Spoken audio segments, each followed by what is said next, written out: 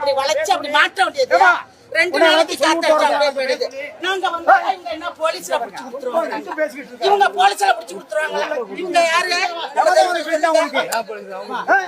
இவங்க சொல்றாங்க என்ன சொல்றாங்க மாலாவீங்களும் என்னங்க லைட்டா தெரு கூட்டம் வந்திருக்காங்களா? எங்க தெரு வந்து பாருங்க. எங்க தெருவுல குப்பை கிடக்கிறது வந்து பாருங்க. அப்ப கொள்ளக்காடு மட்டும் இல்ல, ஓட்டு காத்துக்கு மட்டும் இப்படி ஒரு கும்பிட்டு போடுறாங்கல்ல எல்லாம். இதெல்லாம் செஞ்சு கொடுக்க வேண்டியதானே? அப்ப கேட்க போனா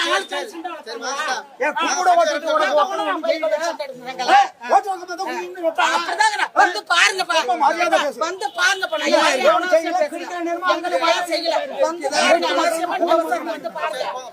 கோரிக்கையில கேட்டாங்க. எங்க கோரிக்கையை நாங்க சொல்றோம். வந்து பாருங்க சார். குப்பை எப்படி கிடக்கு? எங்க லைட் இருக்காங்க வந்து பாருங்க. லைட் மரம் இருக்கு, லைட் எரியல, குளம் இருக்கு, தண்ணி வரல. எத்தனை காலத்துங்க நாங்க காசு போட்டு தண்ணி குடிக்கிறது?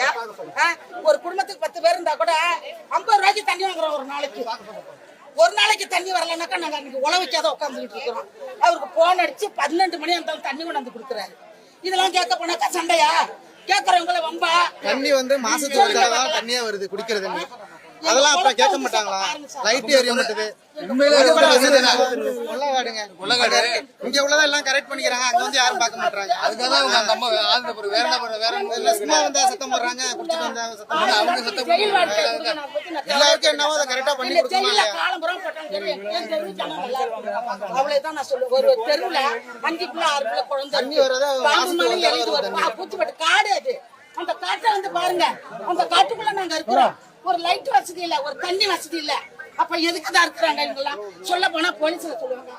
எதுக்கு போலீஸ்ல சொல்லுவாங்க சார்? 10 தடவை கொடுத்துருவோம் சார். இதுக்கு நடக்கவே இல்லைங்க சார்.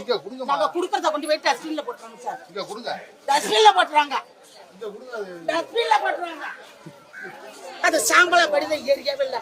சுடுகாடு மாதிரி இருக்கு எங்க தெருவு. கொள்ளக்காடு மட்டும் சுடுகாடா போயிட்டு சுடுகாடு தான் எங்க தெருவு. யாரும் எதுவும் செய்ய மாட்டேங்கிறாங்க. எல்லாருக்கும் சொரி சாருங்க வந்துட்டு இன்னும் கொஞ்சம் காலத்து எங்களுக்கு எல்லாம் குஷ்டம் பிடிக்க போகுது அந்த தண்ணியில குளிச்சு. அவ்வளவுதான். எங்களுக்கு எங்க மக்கள் வந்து நாங்க ஒரு பக்கம் ஒதுக்கிட்டாங்க எல்லாருமே.